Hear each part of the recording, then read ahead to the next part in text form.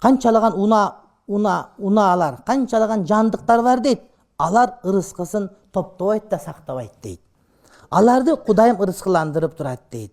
Жана силер да Кудайым ырыскы берип турат силерге дагы дейт. Кудай Таалам угуучу дагы билүүчү дейт. Ушул аятты туура түшүнүш керек, урматтуу бир тууганым. Ушул аятты окуп алып кээ бир адамдар мынакей дейт, ырыскысын ташыбаса дагы, топтобосо дагы, көтөрбөсө дагы, жыйбаса дагы Кудайым ырыскы берип турат деп барды чачты өстүрүп көчөгө чыгып кетип алгандар бар да. Жок, Кудай Таалам хадисте келет, алганбыз хадисти. Ал хадисте кандай келет? Куштар дейт, эрте менен учуп ашка кетип, кайра кечинде ток келет деп атат. Ошол учуп кеткен иштегени булардыкы. Булар ырыскысын тапканга аракетти кылат. Бирок алар сактап топтобойт, урматтуу бир тууганым. Алар аракетин кылат, бирок Кудайым күнүгө аларга ырыскысын берип турат, инсан катары эмес. Топтогон биздикин дагы, топтобогон аныкын дагы себептер менен Кудай Таалам берип турат дейт. Анан ушулай туура түшүнүп алып туруп, ар бир жандык дейт, ырыскысын топтобойт, аны Кудайым берип турат десе, мен дагы варенье кылбашым керек, чөп жыйнабашым керек, картошка топтобошум керек деп түшүнүп көчөгө чыгып кетип калгандар бар. Жок.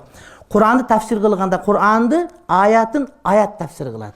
Анан Куран аятын хадис тафсир кылат да. Мына ушул аят тафсир кылган хадис эрте менен куш ачка учуп кетет, кайра кечин ток келет. Имам Навауи айтат да, учуп кеткендегиси ошол аны издегендегиси дейт. Кичинекей бала ыйласа курсагы тоет аныкы. Ва деп бакырат, курсагы тоет. Биз ва деп бакырсак курсак тойбойт. Анткени Кудай Таалам ар кимге абалына жараша курсак тое турганды себеп кылбайт. Куштугу учуп барып кайра учуп келгендегиси дейт.